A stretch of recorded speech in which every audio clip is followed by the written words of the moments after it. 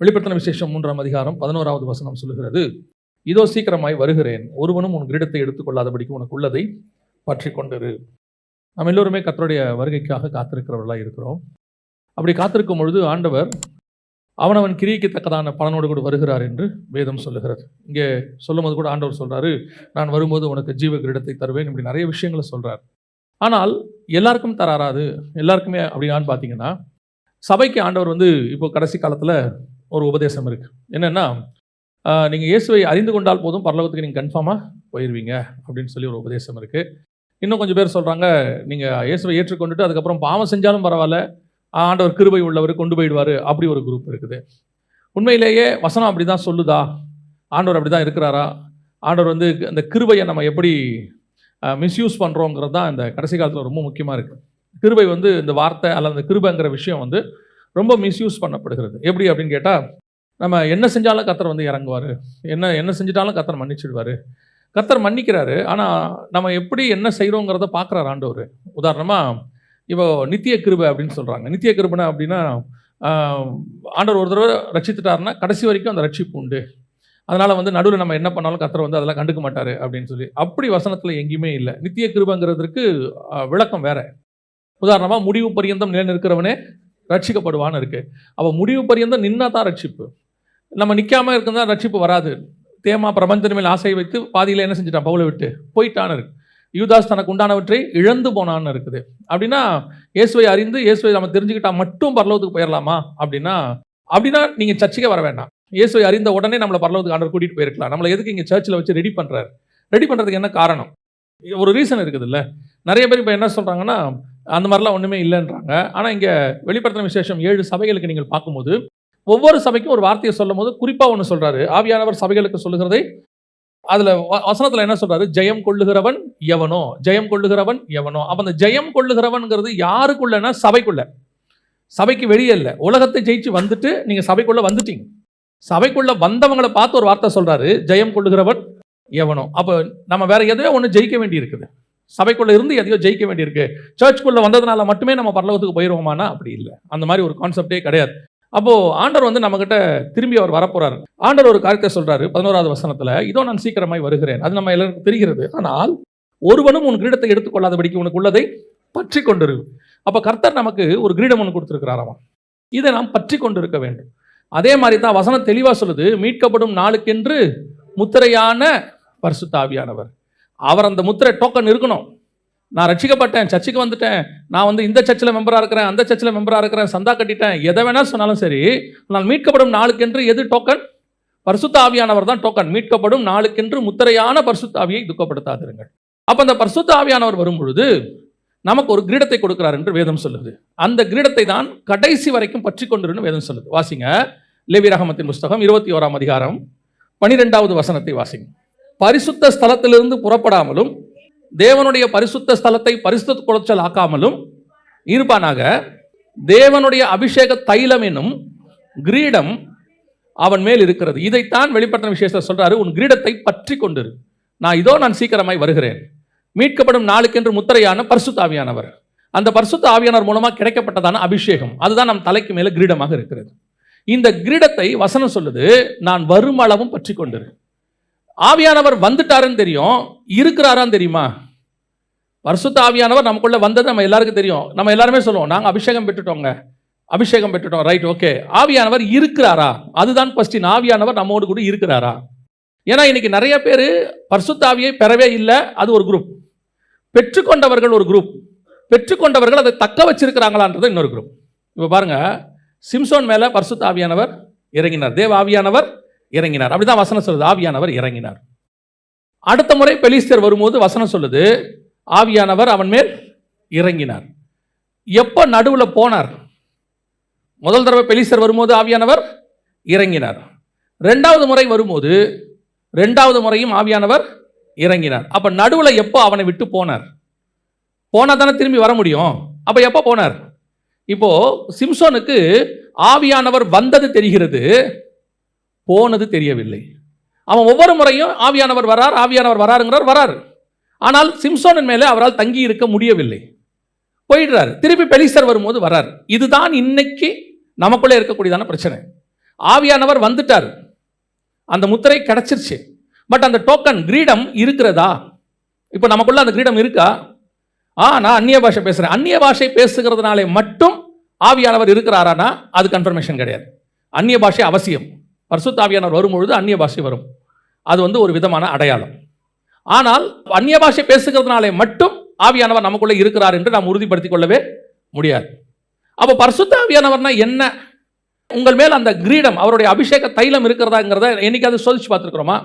ஏன்னா வசனம் சொல்றது 1 கொரிந்தியர் 11 நம்மை நாமே நிதானித்து அறிந்தோமானால் நாம் நியாயம் தீர்க்கப்படும். செல்ஃப் செக் பண்ண சொல்றாரு, சுய பரிசோதனை. அடுத்தவங்களை குற்றப்படுத்துறதுக்குனே ஒரு குரூப் இருக்குது. நீ கெட்டவன், நீ உருப்பட மாட்டேன், நீ அப்படியே நீ அவ்வளோதான், நீ அப்படி பண்ற இப்படி பண்ற, அவங்கள பத்தி யோசிக்கிறதுக்கு ஒரு குரூப் கிடையவே கிடையாது. எலியா போறது ஊருக்கே தெரியுது. அத்தனை பேரும் சொல்றான், இன்று உம்முடைய எஜமான் எடுத்துக்கொள்ளப்பட போகிறார். அதோட அர்த்தம் என்ன? எலியாவுடைய ஆவிக்குரிய வாழ்க்கையில் அப்படி ஒரு கான்ஃபிடென்ட், நான் போவேன் என்பது எனக்கு உத்தரவாதம், கன்ஃபார்மா இன்னைக்கு நான் போறேன். அதுவும் அப்படி சொல்றாங்க, இன்னைக்கு நான் போறேன். எலியா போகிறான் என்பது எலிசாவுக்கு உத்தரவாதம். எங்க எஜமான் அப்படிப்பட்டதான ஒரு ஆளு. எலியா போகிறது அந்த ஊர்ல இருக்கிற தீர்க்கதரிசிகள் அத்தனை பேரும் சொல்றான், அவன் நீதிமானுங்க, அவன் கன்ஃபார்மா போயிடுவான். நம்மளை பத்தி விடுங்க, நம்மளை விடுங்க, நமக்கு டவுட் நமக்கு இருக்கும், நம்ம போக மாட்டோம், நமக்கே தெரியும், அதை விட்டுருங்க. நம்ம கூட இருக்கிறவங்க சொல்லுவாங்களா?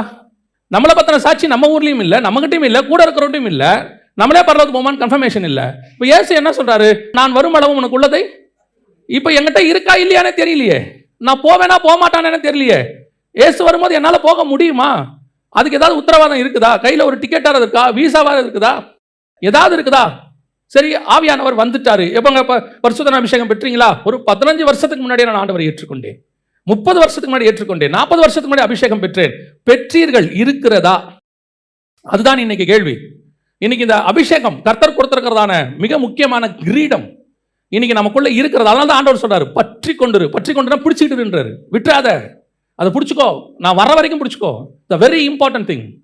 இந்த அபிஷேகத்தை இழந்தவர்கள், கர்த்தர் இருக்கும் போதே இழந்தவர்கள், அதோட மேன்மையை தெரியாதவர்கள், பரிசுத்தாவின் அபிஷேகத்தின் மேன்மையை தெரியாதவர்கள். ஒரு கூட்டம் சொல்லுது பரிசுத்தாவியெல்லாம் இல்ல, அப்படிலாம் கிடையாது, அது ஒரு ஆள் தத்துவமே இல்லைன்னு. ஆனால் ஒன்று நாங்கள் சொல்லுகிறோம், பரிசுத்தாவியை பெற்ற நாங்கள் சொல்லுகிறோம், பரிசுத்தாவியானவர் உண்டு. அவர் தான் சபையினுடைய மூத்த போதகராக இருக்கிறார். இவ்வளவு காரியங்களையும் ஆவியானவர் தான் செய்கிறார், வேற யாருமே செய்ய முடியாது. நியூ டெஸ்ட்மென்ட் சர்ச்சை நடத்துறது மனுஷன் கிடையாது, ஆவியானவர். அவரால் மட்டும்தான் நடத்த முடியும். நம்மளால யோசிச்சு பாருங்க, நம்மளால ஒரு குடும்பத்தை நடத்த முடியுதா? அதுக்குள்ளேயே எவ்வளவு பிரச்சனை வருது. ஒரு ஆபீஸை நடத்த முடியுதா? அதுக்குள்ள எவ்வளவு பிரச்சனை வருது. ஆனால் 2000 வருஷமாக இந்த சபையை நடத்துகிறது மனுஷன் அல்ல, தேவ ஆவியானவர் மட்டும் நடத்துகிறார். அப்பனா இந்த ஆவியானவர் நமக்குள்ளே இருக்கிறாரா? அந்த கிரீடம் நமக்குள்ளே காணப்படுகிறதா? அதுதான் மிக முக்கியமான கேள்வி. இதை இப்படி இந்த வசனத்தை ஆண்டவர் சொல்லிட்டு தியானிச்சுட்டே இருக்கும்போது, ஆவியானவருடைய அந்த அபிஷேகமானது, அந்த கிரீடமானது நம்முடைய தலையில இருக்கா அப்படிங்கிறத, ஒரு சில காரியங்கள்ல எங்க இருக்கு, எப்போ போகுது, எப்போ இருக்கும் அப்படிங்கிறத ஆண்டவர் சொல்லிக்கிட்டே வந்தாரு. இந்த கிரீடத்தினுடைய மகிமை என்ன, இதுக்கு ஆண்டவர் கொடுத்து. ஏன்னா பல நேரத்தில் நம்ம கையில் இருக்கிறது நமக்கே என்ன செய்ய மாட்டேங்குது, தெரிய மாட்டேங்குது. நம்முடைய மேன்மை நமக்கே தெரியாது. எதுக்கு சொல்ல வரேன் அப்படின்னா, சில வேல்யூ நம்ம கையில் இருக்கிற வரைக்கும் நமக்கு தெரிய மாட்டேங்குது. அதே மாதிரி தான் கர்த்தர் நமக்கு கொடுத்துருக்கிற அபிஷேகம், நமக்கு அது ஒரு கிரீடமாக இருக்குதுன்னு வேதம் சொல்லுது. அதனுடைய வேல்யூ நமக்கு தெரியல. வாசிங்க 1 ராஜாக்களின் புஸ்தகம் 1ஆம் அதிகாரம் 45வது வசனத்தை வாசி. ஆசாரியனாகிய சாதோக்கும் தீர்க்கதரிசியாகிய நாத்தானும் அவனை கீகோனிலே ராஜாவாக அபிஷேகம் பண்ணினார்கள். நகரமெல்லாம் முழங்கத்தக்கதாக அங்கே இருந்து பூரிப்போடே புறப்பட்டு போனார்கள். நீங்கள் கேட்ட இரைச்சல் அதுதான். அதோனியா தாவீதுடைய ஒரு பையன், இன்னொரு பையன் சாலமோன். அதோனியாவுக்கு ராஜாவாகணும்னு ஆசை. அவன் ப்ரீ பிளான்டா என்ன பண்ணிட்டானா, ஆட்களெல்லாம் செட் பண்ணி எல்லாரையும் கூட்டு போய் அங்கே உட்கார வச்சு சாப்பாடெல்லாம் போட்டு, நான் தான் அடுத்த ராஜான்னு நீங்கள் தான் என்ன செய்யணும், சொல்லணும் அப்படின்னு சொல்லி அவங்களும் ஒத்துக்கிட்டாங்க. எல்லாம் ஆயிடுச்சு. இப்போ என்ன ஒரு பெரிய ஆச்சரியம்னா, இவனுக்கு யார் பெரிய சப்போர்ட் அப்படின்னு கேட்டிங்கன்னா, தாவீதினுடைய தளபதி யோவாபு பெரிய சப்போர்ட். தாவீது ஜெயிக்கிறதுக்கு எல்லாத்துக்கும் காரணம் இந்த யோவாப் தான். யோவாப்பு அடுத்து, நான் சொல்றது புரியுதா, நம்பர் 2 யாருக்கு இதாக இருக்கிறாரு, இந்த எம்எல்ஏக்களுக்கு பயங்கர ஃபேவராக இருக்கிறார். எல்லாம் ஓகே ஆயிடுச்சு, நான் தான் ராஜான்னு அவரும் சொல்லிட்டார், எல்லாரும் ஒத்தாச்சு, எல்லாம் முடிஞ்சிருச்சு. ஆனால் தாவீதினுடைய பார்வையிலே சாலமோன் தான் ராஜாவாக இருக்கிறது. இப்போ சாலமோனுக்கு சப்போர்ட்டே இல்லை, இவங்க எல்லாம் அங்கே போயிட்டாங்க. யோவாபுமே அவங்க கிட்ட போயிட்டாரு, தாவீதுடைய மிக முக்கியமான தளபதி. ஆனால் ஒன்னே ஒன்று தான் நடக்குது. அந்த வசனம் நீங்க வாசிச்ச 45வது வசனத்துல திருப்பி வாசிங்க. ஆசாரியனாகிய சாதோக்கும் தீர்க்கதரிசியாகிய நாத்தானும் அவனை கீகோனிலே ராஜாவாக. 2 பேர் தான், 2 பேர். அவன் கூட பிரபுக்கள் எல்லாரும் இருக்கிறார்கள், தளபதி இருக்கிறான். இங்க 2 பேர் கூட்டிட்டு போயிட்டு ராஜா சொன்னாரு, சாலமோனை என்ன பண்ணிடுங்க, ராஜாவாக அபிஷேகம் பண்ணுங்கன்னு சொன்னார். கூட்டிட்டு போனாங்க, ராஜாவாக அபிஷேகம் பண்ணாங்க. கழுதை மேல உட்கார வச்சு ஒரு ஊர்வலம் கூட்டிட்டு வந்தாங்க. சிங்காசனத்துல கொண்டு போய் அவனை உட்கார வச்சாங்க. அப்படிதான் வசனம் சொல்லுது, சிங்காசனத்தின் மேல் அவன் உட்கார்ந்தான். ஒன்னே ஒண்ணுதான், சாலமோனுக்கும் அத்தோனியாவுக்கும் என்ன டிஃபரன்ஸ்? சாலமோனுக்கு அத்தோனியாவுக்கு ஒரு பெரிய கிரவுட் இருக்கு, ரொம்ப ஸ்ட்ராங் கிரவுட் இருக்குது. ஆனால் இங்கே சாலமோனுக்கு பெரிய கிரவுட்னு சொல்ல முடியாது, ஆனால் அவனுக்கு கூட ஆள் இருக்குது. ஆனா இந்த ரெண்டு பேருக்கு என்ன ஒரே ஒரு டிஃபரன்ஸ் என்றால், அவன் அபிஷேகம் பண்ணப்படாதவன், இவன் அபிஷேகம் பண்ணப்பட்டவன். இவனை ராஜாவாக அவர்கள் அபிஷேகம் பண்ணினார்கள். அவ்வளவுதான் நடந்துச்சு. என்ன நடக்குதுன்னு மட்டும் பாருங்க. அவன் அபிஷேகம் பண்ணினார்கள் ராஜாவாக, அவ்வளவுதான். வாசிங்க 49வது வசனத்தை வாசிங்க. அப்பொழுது அதோனியாவின் விருந்தாளிகள் எல்லாரும் எப்படி நினைச்சாங்க? அதிர்ந்து எழுந்து, ஒரு ஷாக் ஆயிடுச்சு, அதிர்ச்சி வந்துருச்சு. என்னடா இது, சாலமோனை யார் சொல்லிட்டாரு? ராஜாவா சொல்லியாச்சு, வேலை முடிஞ்சிருச்சு, அபிஷேகம் பண்ணியாச்சு, வேலை ஓவர். இந்த காரியத்தை கேட்ட உடனே அந்த அபிஷேகத்தினுடைய வல்லமை, அதுதான் சொல்றேன் உங்களுக்கு. ஒரு ராஜாவாக ஒருத்தரை அபிஷேகம் பண்ணின உடனே வசனம் சொல்லுது, உனக்கு எதிராளி எவ்வளவு பேர் இருந்தாலும், எவ்வளவு ஸ்ட்ராங்காக இருந்தாலும், எப்பேற்பட்ட ஆட்கள் அவர்களோடு கூட இருந்தாலும், ஆனால் உன்னை அபிஷேகம் பண்ணினவர் ராஜா, அபிஷேகம் பண்ணினால் எதிரிக்கு அதிர்ச்சி உண்டாகும், அதிர்வு உண்டானுச்சாம். வசனம் சொல்லுது, அதிர்ந்துட்டான். அதிர்ந்து உண்டாகி வாசிங்க பார்ப்போம். அப்பொழுது அதோனியாவின் விருந்தாளிகள் எல்லாரும் அதிர்ந்து எழுந்திருந்து அவரவர் தங்கள் வழியே போய்விட்டார்கள். கர்த்தர் உங்களுக்கு அபிஷேகம் பண்ணின போது, இன்னைக்கு இந்த அபிஷேகத்தினுடைய பவர் நமக்கு தெரிய மாட்டேங்குது. நாம என்ன சொல்லிட்டு இருக்கிறோம்? அபிஷேகம் பெற்றவர்கள் அவங்க பெரிய ஆட்களா இருக்கிறாங்க, எதிரில் இருக்கிறாங்க, அவங்கள ஒன்றும் செய்ய முடியாது, எதுவும் பண்ண முடியாது. எனக்கு சமீபத்தில் ஒரு 10 வருஷத்துக்குள்ள ஒரு பாடத்தை கர்த்தர் சொல்லி கொடுத்தார், எனக்கு சொல்லி கொடுத்தார். என்ன பாடம்னா, ஒரு எதிரியானவன் யாருமே அசைக்க முடியாத இடத்துக்கு போகிறான் என்றால் அவனை கர்த்தர் வீழ்த்த போகிறார்னு அர்த்தம். நான் சொல்றது புரியுதா? நமக்கு எதிரி ஒருத்தர், யாராலையுமே அவரை எதுவுமே செய்ய முடியலங்கிற இடம் ஒன்று வருதுன்னு வச்சுக்கோங்க. அந்த இடம் வர வர எல்லாரும் பயப்படுவாங்க. ஐயோ, இவங்களை எதுவுமே செய்ய முடியல, யாருமே பண்ண முடியல, ஒண்ணுமே பண்ண முடியல, அவ்வளவுதான், நம்ம இவங்க கிட்ட எதுவுமே செய்ய முடியாதுன்னு நீங்க சொல்ற இடம் இருக்குல்ல, அதுதான் கர்த்தர் கிரியை செய்ய தொடங்குகிற இடம். ஏன் தெரியுமா கர்த்தர் அப்படி விடுறாரு? யாருமே செய்ய முடியல நீ முடிவெடுக்கிறல, அப்பதான் நான் அவனை செய்வேன், அப்ப நான் அவனை பீட் பண்ணுவேன்னு அர்த்தம். அப்பதான் ஆண்டவர் சொன்னாரு, உணர்த்தினாரு, யாருமே பண்ண முடியாத இடத்துக்கு அவன் எதிரி போகிறானா அவன் விட போகிறான் என்று அர்த்தம். கர்த்தர் அவனை முறியடிக்க போகிறார் என்று அர்த்தம். இப்பவும் அதைத்தான் சொல்லிட்டே இருக்கிறாங்க, ஒண்ணும் பண்ண முடியாதுங்க, யாருமே எதுவுமே செய்ய முடியாதுங்க, அவங்க அப்படி ஆகுறாங்க, இப்படி ஆகுறாங்க, அடுத்து அப்படி ஆகுறாங்க. எனக்கு அவங்க போக போக நல்லா தெரியுது, கர்த்தர் முடிவு கட்டுகிற காலம் ஒன்று வந்து கொண்டிருக்கிறது. அவ்வளவுதான். ஏன் மனுஷனால முடியாது? அதோட அர்த்தம் என்ன? கர்த்தர் மேல இருக்கிறதான அபிஷேகம், கர்த்தர் உங்க மேல வச்சிருக்கிற அபிஷேகம் உங்களுக்கு முன்பாக இருக்கிற எதிரியை அதிர பண்ணும். நீங்கள் நானும் பெரிய ஆட்களே கிடையாது, ஒன்னும் அவ்வளவு பெரிய ஆட்கள்லாம் கிடையாது, ஆனா உங்க மேல இருக்கிற அபிஷேகம் அப்படிப்பட்டது. அதான் அபிஷேகம். உங்களுக்கு முன்னாடி நின்று சொல்லுவாங்க, உன்னை அப்படி ஆக்கிடுவேன், இப்படி ஆக்கிடுவேன்.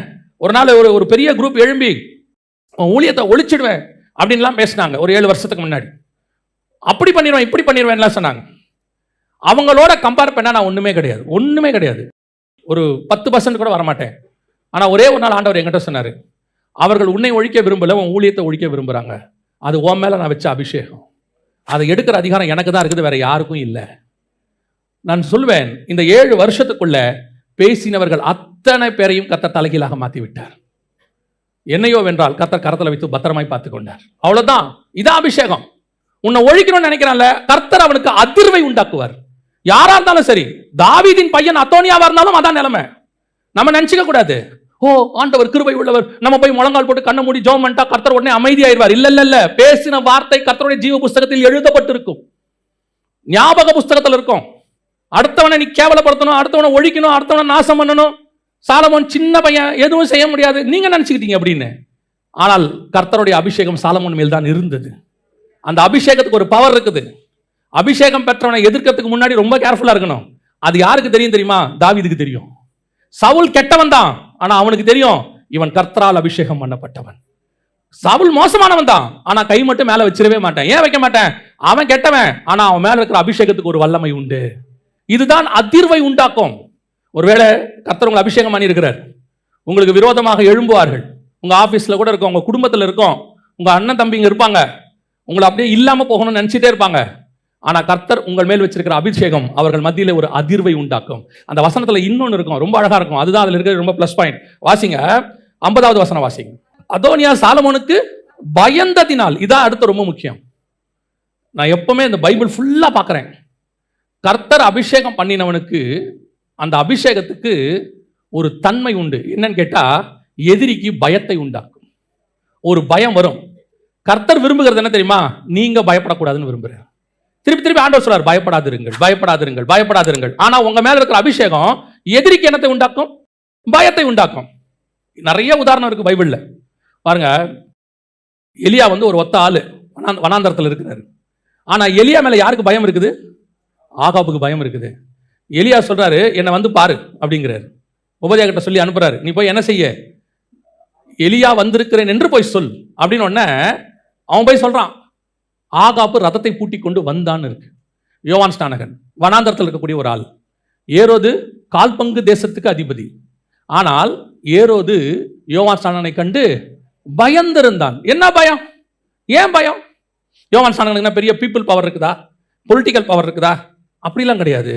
இயற்கையாகவே அந்த அபிஷேகம் ஒரு பயத்தை எதிரிக்கு உண்டாக்கும். அது உங்களுக்கு சொன்னா புரியாது. அது உங்க மேல இருக்கிற அபிஷேகத்தினுடைய பவர். அது தானாகவே வரும். எவ்வளோ வீக்கான ஆளா இருக்கட்டும், அவர் ஒரு போஸ்டிங்ல உட்காந்துட்டாருன்னா அவர் மேல ஒரு பயம் ஒன்று வந்துடும் நமக்கு. அவர் வீக்கானவர், ஆனா போஸ்டிங் ஸ்ட்ராங்கான போஸ்டிங். ஒரு சர்வாதிகாரி இருக்கிறாரு, ஆனா வீக்கா தான் இருக்கிறாருன்னு வச்சுக்கோங்களேன். ஆனா அவர் சர்வாதிகாரியா இருக்கிறாரு, ஆட்டோமேட்டிக்கா அவர் மேல என்ன ஒன்று வந்துடும்? ஒரு பயம் ஒன்று வந்துடும். அந்த போஸ்டிங்குடைய பவர். அதே மாதிரி தான் உங்க அபிஷேகத்தினுடைய பவர். அது அப்படி இருக்கும். அது எதிரிக்கு ஒரு பயத்தை உண்டாக்கும். அப்போஸ்தலர் நடவடிக்கைகள் 5ஆம் அதிகாரம் 11வது வசனத்தை வாசிக்க பார்ப்போம். சபையார் எல்லாருக்கும் இவங்களை கேள்விப்பட்ட மற்ற யாவருக்கும் மிகுந்த பயம். ஏன்? இவன் அடிக்கிறானா, உதைக்கிறானா, குத்துறானா? ஒன்றும் கிடையாது. அவன் மேல் இருக்கிற பரிசுத்த ஆவியானவர் செய்கிற கிரியைகளை பார்க்கும் பொழுது அவர்களுக்கு ஒரு பயம் உண்டாகிறது. 12வது வசனம் வாசிங்க.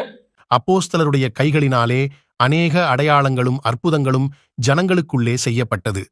எல்லாரும் ஒருமனப்பட்டு சாலோமோனுடைய மண்டபத்தில் இருந்தார்கள். இந்த அற்புத அடையாளம் இவங்க மேல நடக்க நடக்க நடக்க இவங்க மேல இருக்கிற அபிஷேகத்துக்கு என்ன வருது? ஒரு பயத்தை உண்டாக்குது ஜனங்களுக்கு.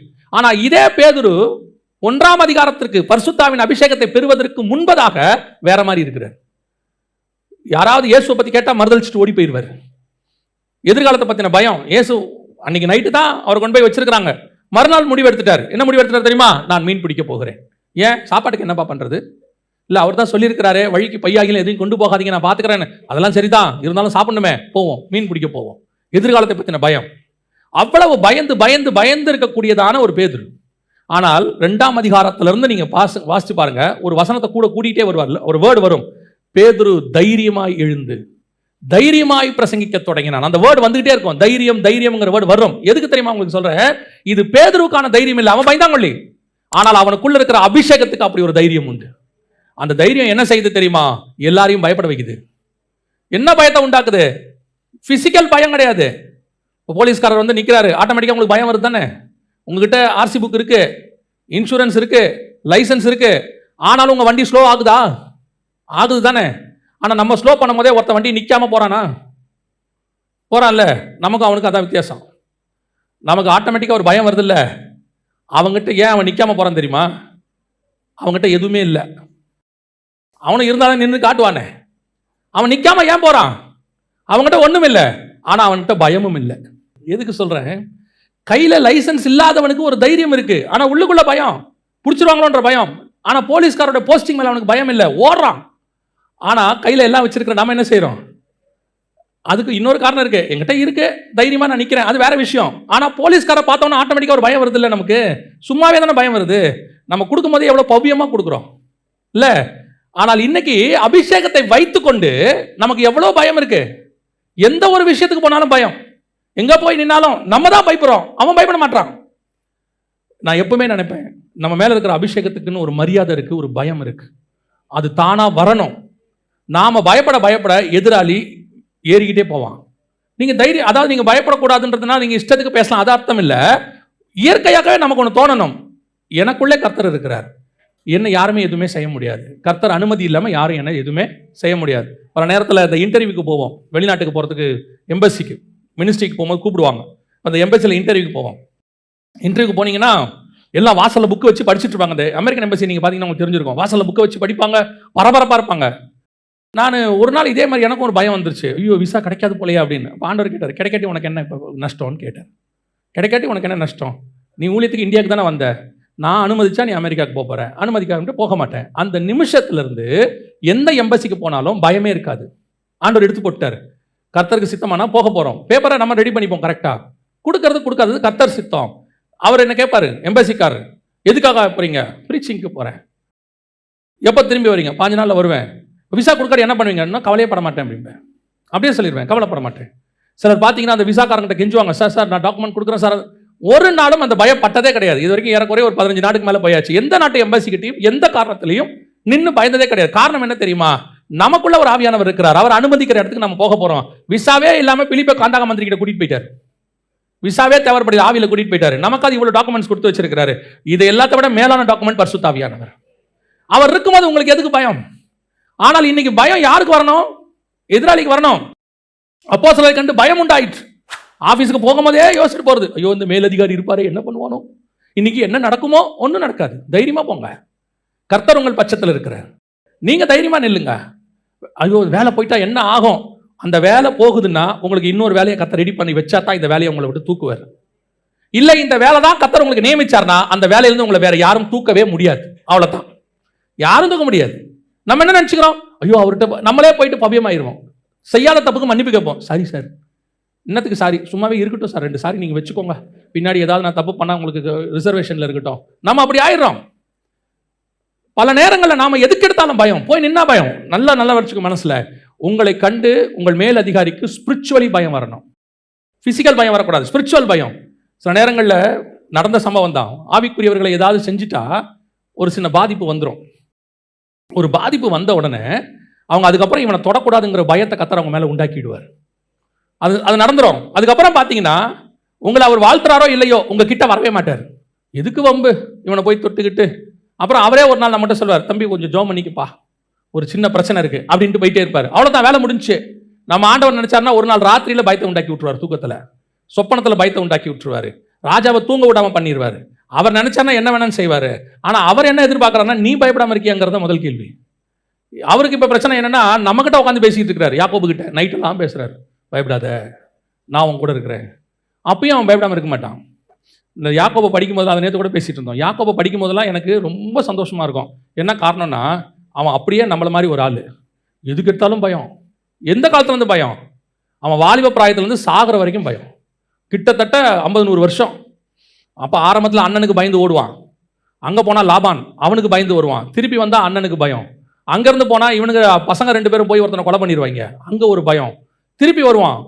அவன் சொல்கிறான், என் நரைமயிரை துக்கத்தோடு கூட பாதாளத்தில் இறங்க பண்ணுகிறீர்கள்.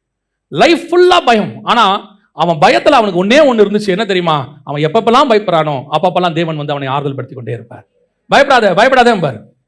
இன்னைக்கு நாம் அந்த ஸ்டேஜை தாண்டணும். ஆனால் ஆண்டவர் கேட்கிறார், நான் உன் கூட இருக்கிறேன். நீ செய்ய வேண்டிய காரியம் இன்னும் அதிகமாக இருக்கு. உன் மேல இருக்கிற அபிஷேகம் அடுத்தவனுக்கு தான் பயத்தை உண்டாக்கணும். உனக்கு என்ன செய்யக்கூடாது? நான் சொல்லுவேன், என் அபிஷேகம், எனக்கு கொடுக்கப்பட்ட அபிஷேகம் எனக்கு ஒரு தைரியத்தை கொடுத்திருக்கிறது. என்ன தைரியம் தெரியுமா? என்னை எவனும் எதுவுமே செய்ய முடியாது. அந்த தைரியம் இல்லை, கர்த்தர் என்னோடு கூட இருக்கிறார். அதுதான் தைரியம். கர்த்தர் நம்ம கூட இருக்கிறாரு. ரிமைனிங் கர்த்தர் பார்த்துக் கொள்வார். அபிஷேகம் என்பது த பவர் ஆஃப் அத்தாரிட்டி. அதிகாரத்தினுடைய ஆண்டவருடைய அதிகாரம் நம்ம மேலே இருக்குதுன்றதால அவர் தான் நம்மளை ஆளுகை செய்கிறார். சில பவர் ஆஃப் அத்தாரிட்டி. 2வது, இந்த அபிஷேக தைலம் கிரீடத்துக்கான பவர் என்ன? வாசிங்க, எஸ்தரின் புஸ்தகம் 2ஆம் அதிகாரம் 17 வாசிங்க. ராஜா சகல ஸ்திரீகளை பார்க்கிலும் எஸ்தர் மேல் அன்பு வைத்தான். சகல கன்னிகைகளை பார்க்கிலும் அவளுக்கு அவன் சமூகத்தில் அதிக தயையும் பட்சமும் கிடைத்தது. ஆகையால் அவன் ராஜகிரீடத்தை அவள் சிரசின் மேல் வைத்து அவளை வஸ்தியின் ஸ்தானத்திலே பட்டத்து ஸ்திரீயாக்கினான். இதுக்கு முன்னாடி என்ன நடந்துச்சு உங்க எல்லாருக்கும் தெரியும். என்ன சொன்னான்னா, வஸ்தி அந்த அம்மா தான் முதல்ல இருந்தவங்க. அந்த அம்மாவை பார்த்து ஒரு வார்த்தை சொல்றார் ராஜா. அதுவும் ரொம்ப அழகா இருக்கும். அந்த வார்த்தை என்ன சொல்றாரு பாருங்க. 10ஆம் வசனம் வாசிங்க. வஸ்தியின் சௌந்தரியத்தை ஜனங்களுக்கும் பிரபுக்களுக்கும் காண்பிக்கும்படி, இதான் ரொம்ப முக்கியம், ராஜ கிரீடம் தரிக்கப்பட்டவளாக.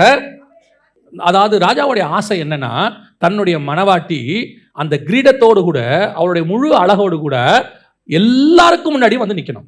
அப்ப அந்த காலத்துல ராஜா ஒன்று சொன்னா அதை கண்டிப்பா கேட்கணும். யாரா இருந்தாலும் கேட்கணும். நியாயப்பிரமாணத்தில் இருக்குதாமா, அவங்க நியாயப்பிரமாணம், அகாஸ்வேரோட நியாயப்பிரமாணத்தில். அப்ப அவங்க சொல்றாங்க, ராஜா வஸ்திக்கு மட்டும் இல்ல, இந்த தேசத்துல இருக்கிற எல்லாருக்கும் அது பொருந்தும். ராஜா சொன்னா வந்து நிக்கணும். இது வேற. ஸ்பிரிச்சுவலா யோசிங்க. ராஜா என்ன யோசிக்கிறார்? மணவாட்டிய அவள் கிரீடம் தரித்தவளாய் எல்லாருக்கும் முன்னாடி என் மணவாட்டியை குறித்து நான் பெருமையாய் பேச வேண்டும். அவள் அழக பாருங்க, அவள் எவ்வளவு சௌந்தரியம் உள்ளவளா இருக்கிறா பாருங்க. ராஜாவுக்கு எப்படி கீழ்ப்படுகிறாள்னு பாருங்க. நான் சொன்ன உடனே வந்து நிக்கிறா பாருங்க. இதுதான் ராஜாவினுடையதான கட்டளை. இதுதான் தேவன் உங்களுக்கும் எனக்கும் வச்சது. கர்த்தர் என்ன விரும்புறாரு? உன்னத பாட்டின் புஸ்தகம் 2ஆம் அதிகாரம் சொல்லுது, சபையை பார்த்து ஆண்டவர் சொல்றதான ஒரு வார்த்தை. இப்ப இந்த இடத்துல அவன் சொன்னா பாருங்க, அவளை காண்பிக்கும்படிக்கு, சௌந்தரியத்தை ஜனங்களுக்கும் பிரபுக்களுக்கும் காண்பிக்கும்படி இருக்குல்ல. உன்னத பாட்டு வாசிங்க பார்ப்போம். உன்னத பாட்டின் புஸ்தகம் 2ஆம் அதிகாரம் 14வது வசனம் வாசிங்க. கண்மலையின் வெடிப்புகளிலும் சிகரங்களின் மறைவிடங்களிலும் தங்குகிற என் புறாவே உன் முகரூபத்தை காண்பி. நீ மறைஞ்சிருக்கிற, நீ சபைக்குள்ள இருக்கிற, மறைஞ்சிருக்கிற. ஆனா கர்த்தர் என்ன விரும்புறார் தெரியுமா? உன்னை நான் அநேகருக்கு முன்பாக உன் மகிமையை நான் காட்ட விரும்புகிறேன். உன் மேல் வச்சிருக்கிற என் அபிஷேகத்தை நான் காட்ட விரும்புகிறேன். உனக்குள்ள நான் கொடுத்திருக்கிற சௌந்தரியத்தை நான் காட்ட விரும்புகிறேன். அநேகர் உன்னை கண்டு என்னை மகிமைப்படுத்தும்படி வந்து நிற்கும் போது என்ன சொல்லுவாங்க? பொதுவா நம்ம என்ன சொல்லுவோம்? இன்னொருடைய மகள் அப்படின்ற வார்த்தையை சொல்லுவோம். அதுவே கல்யாணம் ஆயிடுச்சுன்னா என்ன சொல்லுவோம்? இன்னாருடைய மனைவி. அப்ப வந்து நிற்கும் போது நம்ம ஆண்டவருடைய ஒரு குணாதிசயம் என்ன தெரியுமா? ஆபிரகாமுக்கு எல்லாம் செஞ்சிருவாரு. செஞ்சுட்டு தன்னை சொல்லும் போது என்ன சொல்லுவார்னா, நான் ஆபிரகாமின் தேவன் அப்படிம்பாரு. அதை வச்சு அவருக்கு ஒரு சந்தோஷம். இவ்வளவு பர்ஃபெக்டா விசுவாசமா இருக்கிறானே ஆபிரகாம், அவனுடைய தகப்பன் நானு. கீழ்ப்படிஞ்சிருக்கிறானே ஈசாக்கு, அவனுடைய தேவன் நானு. எல்லாருக்கும் உண்மை உள்ளவனா இருக்கிறானே யாக்கோபு, அவனுடைய தேவன் நானு. அந்த நம்ம கிட்ட இருக்கிற நல்ல குணத்தை வச்சு அவர் தன்னை வெளிப்படுத்த விரும்புகிறார். அதான் தேவனுடைய சுபாவம் பைபிள்ல. அதனாலதான் ராஜா என்ன விரும்புறாரா? வஸ்தியினுடைய சௌந்தரியத்தை காட்ட விரும்புகிறார். அதுவும் எப்படி காட்ட விரும்புகிறார்? ராஜ கிரீடத்தை தரித்தவளாக. உங்களுக்கு எனக்கு ஒரு அபிஷேகம் இருக்குது. இந்த அபிஷேகத்தின் மூலமாக நமக்கு ஒரு ஆவிக்குரிய சௌந்தரியம் இருக்கிறது. அதான் வசனம் சொல்லுது, ராஜகுமாரத்தை உள்ளார பூரண மகிமை உடையவள். நமக்குள்ள உள்ள கர்த்தர் அவ்வளவு ஒரு ஆவிக்குரிய அழகு கொடுத்திருக்கிறாரு, ஸ்பிரிச்சுவல் பியூட்டினஸ். இதை கர்த்தர் காட்ட விரும்புறாரு. உலகம் எதை காட்ட விரும்புது? வெளியே இருக்கிற அழகை காட்ட விரும்புது. இந்த வெளிய அழகை காட்டுவதற்கு உலகம் அவ்வளவு ஆசைப்படுது. கர்த்தர் என்ன விரும்புறார் தெரியுமா?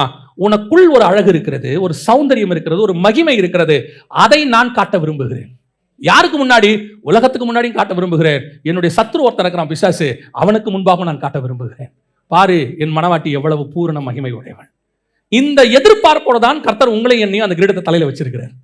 இப்ப ராஜஸ்திரியை கூப்பிடுறார், வஸ்தியை கூப்பிடுறார், நீ வா, நீ எவ்வளவு அழகு, எப்படிப்பட்டதை நான் காட்ட விரும்புறேன். அந்த அம்மா ஒரே வார்த்தை சொல்லிச்சு, வர முடியாது. ஆனால் கர்த்தர் என்ன விரும்புகிறார்? உன் முகரூபத்தை காண்பி. கண்மலையின் வெடிப்புகளிலும் சிகரங்களின் மறைவிடங்களிலும் தங்கி இருக்கிற என் புறாவே.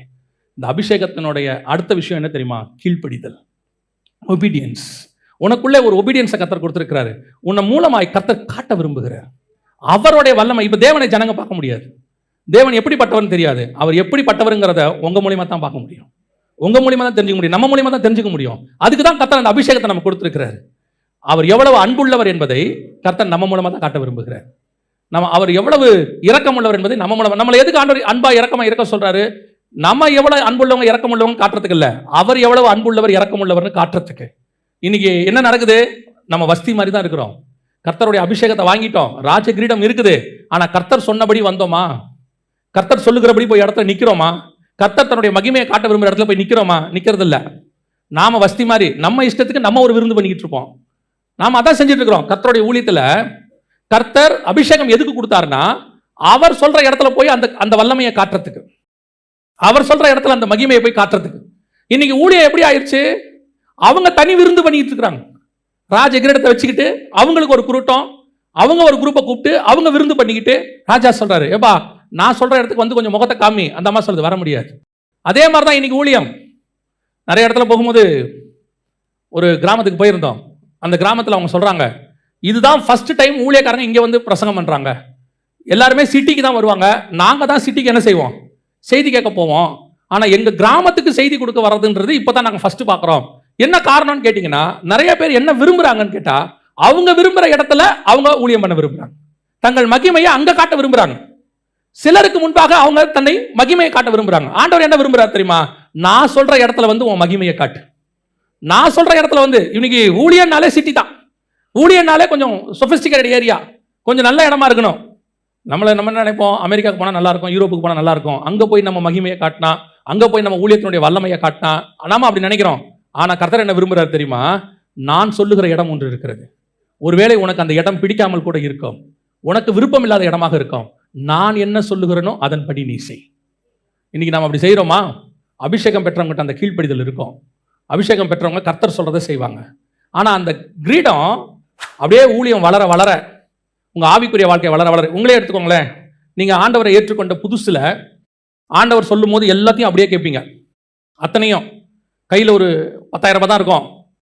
ஜோமனி செய்வோம்பா சொல்லுவாங்க. என்ன சொல்லுவாங்க? ஜோமனி செய்வோம். இப்போ 10 லட்ச ரூபா வந்துருச்சு, ஜபமே கிடையாது.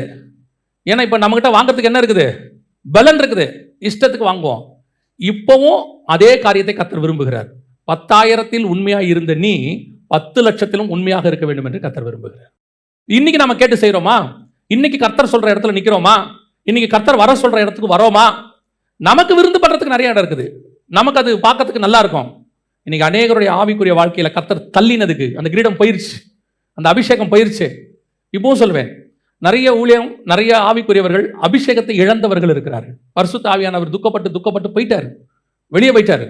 ஆனால் அவர்களுக்கு அது போனதே தெரியாது. அவங்க நினைச்சிட்டாங்க நம்ம இஷ்டத்துக்கு நம்ம செஞ்சுட்டே இருக்கிறோம், நமக்கு ஒரு கிரௌட் இருக்குது, நமக்கு ஸ்திரீகள்லாம் இருக்கிறாங்க, நம்மளும் விருந்து பண்றோம், இன்னும் நம்ம தலையில கிரீடம் இருக்குதுன்னு. ஆனால் அங்க என்ன நடந்துட்டு தெரியுமா? அந்த கிரீடத்தை எடுத்து எஸ்தர் தலையில வைக்கிறதுக்கான வேலை நடந்துட்டு இருக்குது. வேற ஆல்டர்னேட்டை கர்த்தர் தேடிட்டு இருக்கிறார். ராஜா வேறொரு ஸ்திரீயை தேடிட்டு இருக்கிற மாதிரி கர்த்தர் வேற ஆல்டர்னேட்டை தேடுறாரு. இன்னைக்கு நம்ம அதுதான் தெரியாம உட்காந்துருக்கிறோம். கர்த்தர் எப்பவுமே ஒரு ஆல்டர்னேட்டை வச்சுக்கிட்டே இருப்பார். ஒரு ஆல்டர்னேட். இந்த பக்கம் இது சரியில்லையா, அடுத்த ஆளை கொண்டாந்துருவார் ஆண்டவர். சவுல் சரியில்லையா, தாவீதை கொண்டாந்துருவார். யூதாஸ் போனானா பவுலை கொண்டாந்துருவாரு. அடுத்த ஆண்டவர் ரெடி பண்ணிட்டே இருப்பாரு, வச்சிருப்பாரு. ரெடி பண்றாருன்னா புதுசா பண்ண மாட்டாரு, ரெடி பண்ணிட்டே இருப்பாரு. கரெக்டா கொண்டு உட்கார வச்சிருவார். நம்ம நினைச்சுக்க கூடாது ஆண்டவர் நம்ம மேல அபிஷேகம் வச்சாரு, நம்ம மேல அதை பண்ணாரு, இதை பண்ணாரு, நம்ம தான் இதுக்கு நிரந்தரமா இந்த மினிஸ்ட்ரிக்கு, நாம தான் இதுக்கு நிரந்தரமா இந்த கம்பெனிக்கு. அதெல்லாம் ஒண்ணும் கிடையாது. கர்த்தர் ஒரு நாள் ராத்திரியிலே தள்ளுவதற்கு வல்லமை உள்ளவராக இருக்கிறார். நம்ம மேல இருக்கிறத பற்றி கொண்டு இருக்கணும். வஸ்தியை கூப்பிடும் போது வரணும், கர்த்தர் செய்யணும் சொல்லும் போது செய்யணும், போகணும் சொல்லும் போது போகணும். சிலர்லாம் பார்த்தீங்கன்னா கர்த்தர் கூப்பிடும் போது வரமாட்டாங்க, அதுக்கு 1000 காரணம் சொல்லுவாங்க. அதை செய்யணுமா, இதை செய்யணுமா, நான் அப்படி பண்ணணுமா. நான் இந்த காரியம் ஊழியத்துக்கே சொல்றேன், எனக்கு நான் நிறைய மீட் பண்றதுனால சொல்றேன். ஆண்டவர் ஊழியத்துக்கு கூப்பிடுவாரு, வந்து கேட்பாங்க, ஆண்டவர் ஊழியத்துக்கு அழைச்சிட்டாருன்னு கன்ஃபார்மா தெரியுது, அப்புறம் வாங்கல, இல்ல வந்தா இன்னும் கொஞ்சம் பிரச்சனைகள்லாம் இருக்கு, மாசம் இவ்வளவு தேவைப்படுது, இதெல்லாம் என்ன செய்யணும்னு யோசிச்சுட்டு இருக்கோம். கூப்பிட்டது ராஜா, வர சொன்னது சர்வ வல்லமை உள்ள தேவன். வானா வந்து நிக்கிறதான வேலை. பரலோகமே கூப்பிட்டுச்சு, அதுக்கப்புறம் என்ன யோசனை? பரலோகம் வான்னு சொன்ன பிறகு நம்ம என்ன பண்ணணும்? வரணும். அவரை எப்படி கேள்வி கேட்கிற அதிகாரம் நமக்கு வருது? அவருக்கு என்ன ஆப்ஷன் நம்ம கொடுக்குறோம்? சிலர்லாம் பாருங்க, ஆப்ஷன் இவங்க கொடுப்பாங்க, இதை செய்யலாமா அதை செய்யலாமா. ஆண்டவர் சொல்றாரு, ஆண்டவருக்கு பிடிக்காத ஒரு வேலை அந்த எதிர்த்து பேசுறது. ஆண்டவர் பிடிக்காது. அனனியா கிட்ட போய் சொல்வாரு, நேர் தெருங்கிற தெருவில் ஒருத்தர் இருக்கான், அவனை போய் அபிஷேகம் பண்ணு. உடனே அனனியா சொல்வாரு, அவன் சபைகளை துன்பப்படுத்துகிறவன் அல்லவா. ஆண்டவர் அடுத்த வார்த்தை சொல்வாரு, எனக்கு தெரியும் நீ போ அப்படிம்பாரு. அந்த வார்த்தை கர்த்தர் என்ன செய்யறாரு? எனக்கு தெரியும் நீ போ. ஏன் அப்படி சொல்றீங்க? என்னமா எனக்கு தெரியாத மாதிரி உனக்கு சொல்லி, நான் ஒரு விஷயத்தை கூப்பிடும் போது நான் தெரிஞ்சுதான் உன்னை கூப்பிட்டுருக்கிறேன், நான் தெரிஞ்சுதான் ஒரு விஷயத்தை சொல்றேன். நாம் அந்த கொஸ்டின் எதிர் கொஸ்டின் ஆண்டவரை பார்த்து, இதை செய்யணுமா, இப்படி பண்ணணுமா, இப்படி பண்ணணும். ஆண்டவர் வானா வாங்க, ஆண்டவர் செய்யினா செய்யுங்க. அவர் உங்களை கூப்பிடுறதுக்கு முன்னாடி உங்கள் தேவைகளை எல்லாம் ரெடி பண்ணிட்டு தான் உங்களை கூப்பிட்டுருக்கிறார். உங்களை அழைக்கிறதுக்கு முன்னாடி உங்களுக்கு என்ன தேவையோ அதை ரெடி பண்ணிட்டு தான் கர்த்தர் கூப்பிட்டுருக்கிறார். ஆண்டவர் தெரியாம கூப்பிடவே இல்லை. இன்னைக்கு ஒரு கூட்டம் வஸ்தியின் கூட்டம் கிரீடத்தை வச்சிருக்கு, ஆனா கீழ்ப்படிதல் கிடையாது. அவங்க இஷ்டப்படி செய்யக்கூடிய ஒரு கூட்டம். ஆண்டவருக்கு தெரியும், உனக்கு ஆல்டர்னேட்டா இப்ப கிரீடத்தை மாத்த மாட்டேன், தலையை மாத்த போறேன். வேற கிரீடம் கிடையாது, தலை வேற. ஆளை மாத்திடுறார் ஆண்டவர். கொஞ்ச நாள் தான் பார்த்துட்டே இருப்பாரு. சொல் பேச்சுக்கு கீழ்ப்படியில கர்த்தர் ஆளை மாத்திடுவார்.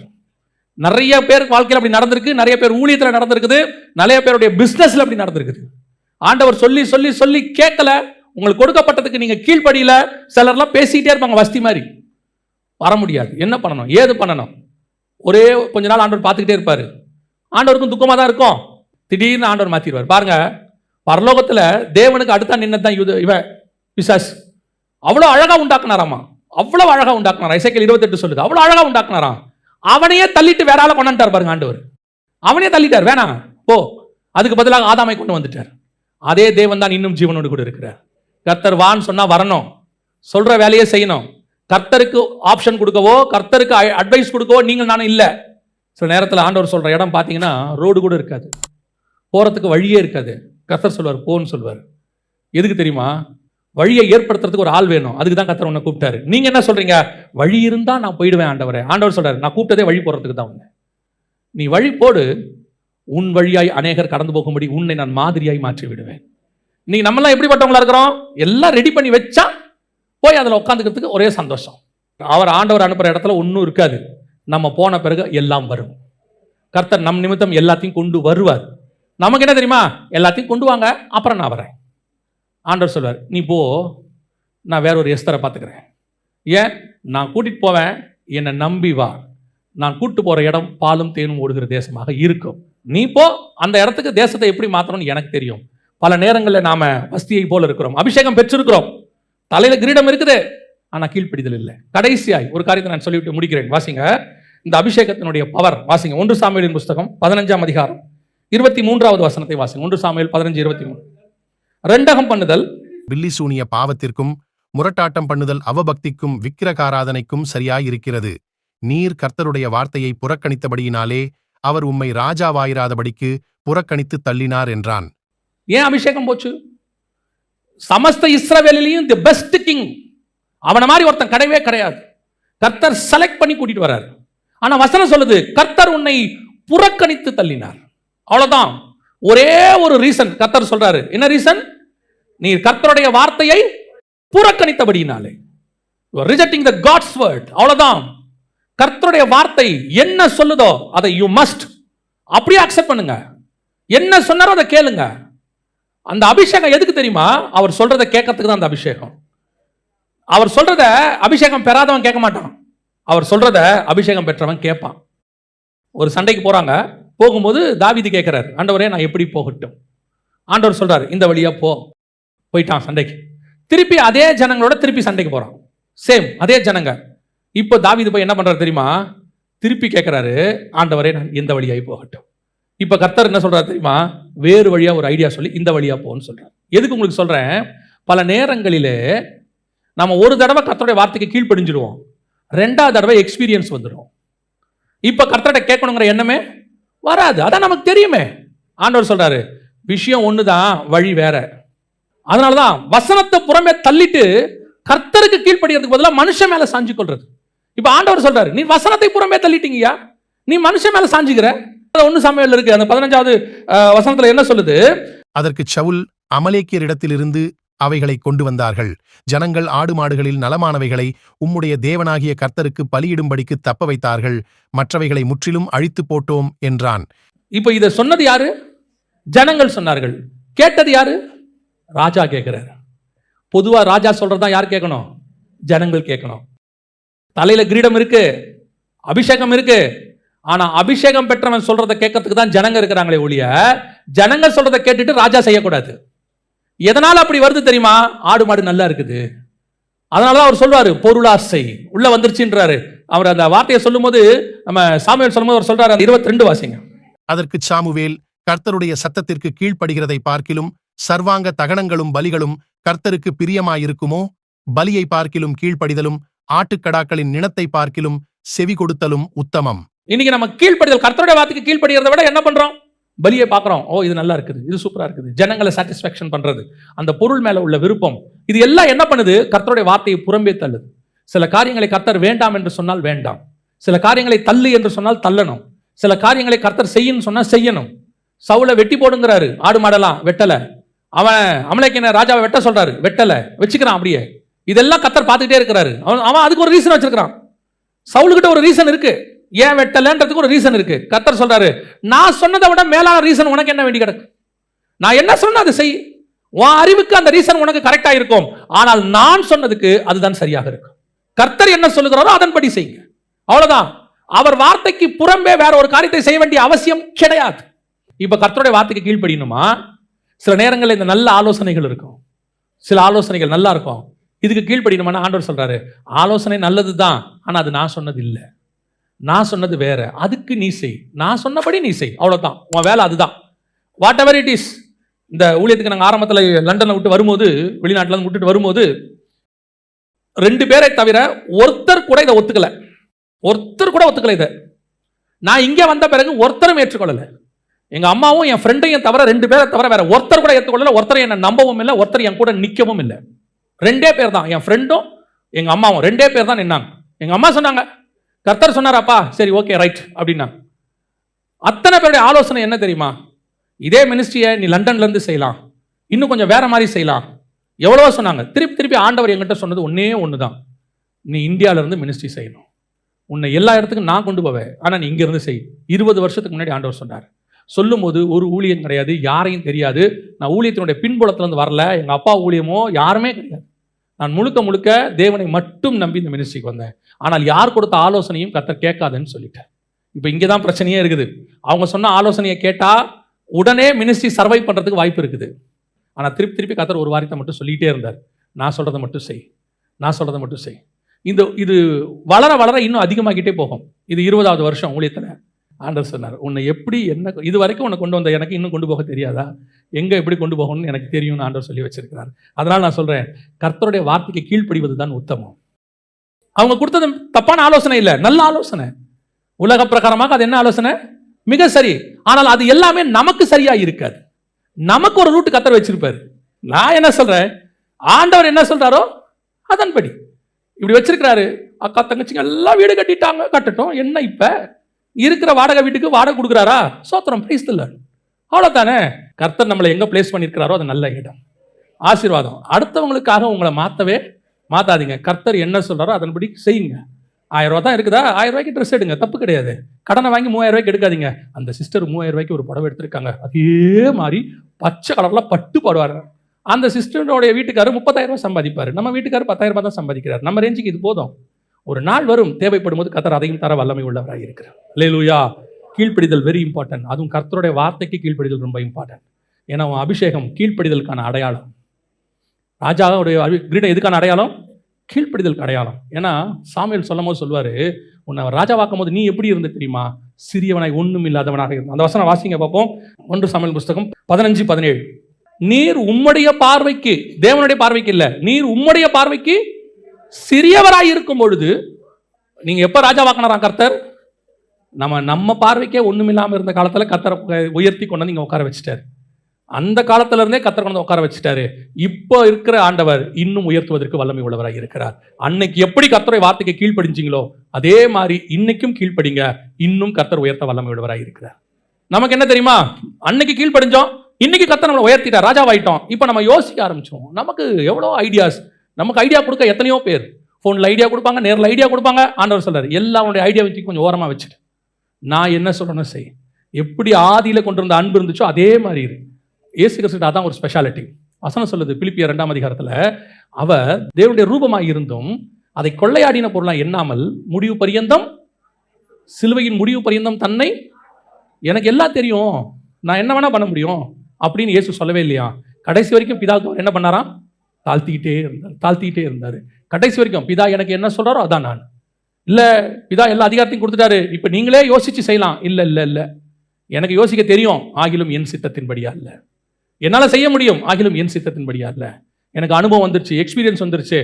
நான் எங்கள் ஃபேமிலியில் நான் பெரிய பணக்காரர் ஆகிட்டேன், எங்கள் குடும்பத்தில் என்ன எல்லாரும் மதிக்கிறாங்க, இருக்கட்டும். அதெல்லாம் அவங்ககிட்ட. கர்த்தருக்கு முன்பாக இன்னும் நான் ஆடு மேய்க்கிறவனாகத்தான் இருக்கிறேன். அந்த அபிஷேகம் எனக்கு எதை சொல்லுது தெரியுமா? ஒண்ணுமில்லாத என்னை கர்த்தர் உயர்த்தி வச்சிருக்கிறார். அந்த இடத்துல பெருமை வந்துச்சு, தொலைஞ்சிச்சு. கர்த்தர் உயர்த்த உயர்த்த உயர்த்த தாழ்மை அதிகமாகிட்டே போகணும்.